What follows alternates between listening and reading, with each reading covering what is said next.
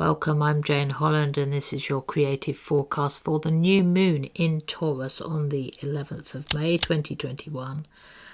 And that is at 21 degrees Taurus, 17 minutes here. You can see the sun and the moon conjunct there in the sign of Taurus.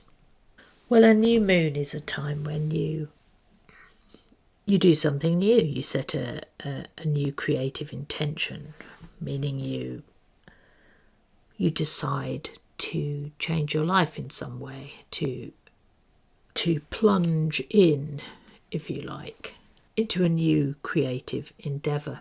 And Taurus is a very creative sign. It's Venus ruled, so that means Venus, which is not just the goddess of love, but the planet that rules art, beauty, glamour, money, creativity, is kind of in charge, is the presiding deity, if you like, over this new moon. So all those things are going to be highlighted. But on top of that, you have the whole idea of Taurus, which is a very physical sign.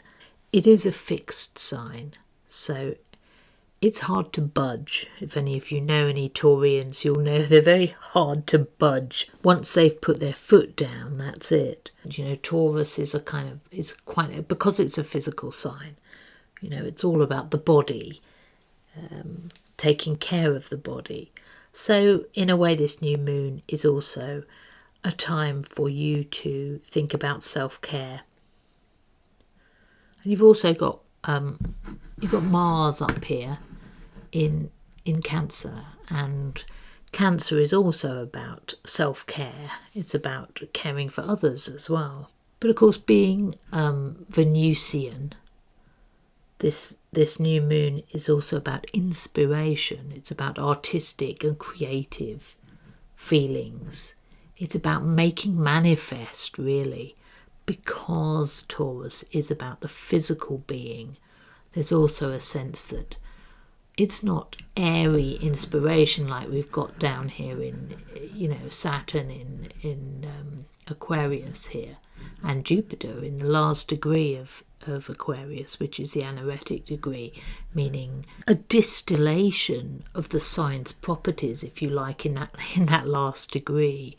So incredibly powerful, but also in some ways weakened too. It's a kind of last gasp. But the whole point is that Aquarius is an air sign. It's all about being up in your head. It's cerebral. And you also have the Gemini emphasis here, because we have Mercury, which is the planet of communications, of talky stuff, of writing, of speaking, and that is in Gemini, so it's in its own sign, and it is making an aspect. You see it's at 12 degrees here, and you come down to Saturn, that's at 13.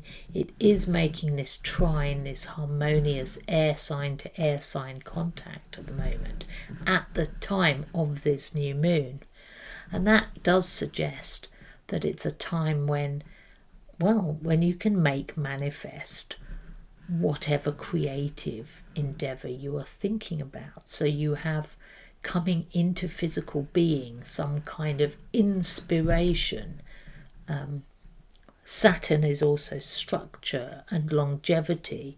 So there is a feeling at this new moon that we can be making something, with physical making. And because we're not locked up in our ivory towers, we're being released, especially here in the UK where restrictions are easing this week. It's going to be a time for you to go out and be in nature and go out and meet people and hug people, for goodness sake. A time to feel alive. So the world, our own world, is going to feel more tangible. And at the same time, if we are creative people, creative artists, we may well be actually thinking about making something. And it could be something you make with your hands, so something much more hands-on than usual. If you're, a writer, you may be thinking about, how can I make a book, a physical book? in some way. There's going to be some kind of physical element to the things you're doing. Taurus is actually a very good sign for things like that because it is quite practically minded. There's a kind of structural groundedness going on at this new moon. And of course, because it's Venus ruled, there is also the possibility of money being highlighted now. And at the same time, if you see here this little symbol, this little black, funny looking symbol, that is Black Moon Lilith. It's about who we are deep down inside without the civilization. Who are we when you strip away all the politeness and the rules and regulations?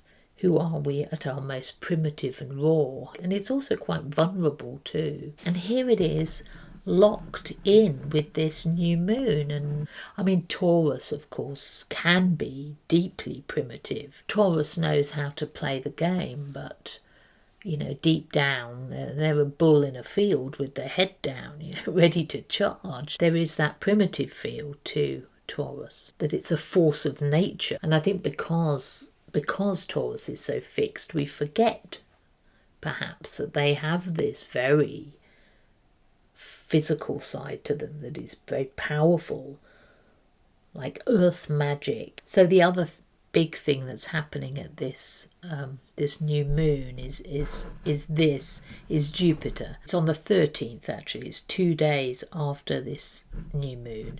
Jupiter is going to slide into Pisces, which is the adjacent sign there to Aquarius. And this is a magical thing. It's really linked to this new moon, I think. Because normally, I mean, the new moon is actually a time when it's dark. We don't actually see the crescent for a day or so later. That is exactly when Jupiter is going to be moving into Pisces. And Jupiter is the ancient ruler of Pisces. So in a way, Jupiter is coming home as it moves into this sign. It's going to be joining Pisces' other ruler, the modern ruler, which is Neptune. So the two of these have a lot in common. Now, Jupiter isn't staying there very long. It's just kind of dipping into Pisces just for a few degrees and then slipping back out into, it's retrograding back into Aquarius. So which does suggest a kind of return, unfortunately, to some of the difficulties, the restrictions. But for a short time at least, there's going to be this flowering, if you like, a kind of renaissance of creativity in the world. And I think it does all kick off at this new moon because these two situations are so closely allied. And at the same time we have Pluto here in Capricorn at 26 degrees. And it is actually the only planet that is retrograde there at the moment. It's making an aspect to this stellium, to this little new moon cluster. Pluto is all about transformation. It's a very powerful force in our lives. It's not always welcome, but this is a trine aspect. It's earth to earth. See, Capricorn to Taurus. We're going to be pushing our comfort zones, but enjoying it. We'll also be reaching deep into ourselves, and that, I think, is this Black Moon Lilith. This raw, primitive wellspring of emotion is going to affect us quite deeply, but we're going to be able to make something of it. We're going to be able to harness our emotional, visceral, primitive feelings and turn them into art. And at the same time, this movement of Jupiter into Pisces is going to be a huge and exciting shift, and it will be supportive in a spiritual way. It might bring some heavy rain and flooding, unfortunately, because Jupiter is big and Pisces is water, big water. But it's also flowing, it's a kind of lovely flowing aspect. It's not hard-edged, and it is in touch, if you like, with the natural world. It's in touch with emotions. It's in touch with us, being in touch with ourselves, our own deepest knowledge of ourselves. And that might sound like it's all a bit sort of wishy-washy, a bit too dreamy and spiritual, but in fact I think this earth focus here between Pluto and these planets here in Taurus, that is going to ground the energy and allow us to work without being washed away by our own emotional flood tides, because it's coming at the time of this shift into Pisces. It's going to set a scene going into 2022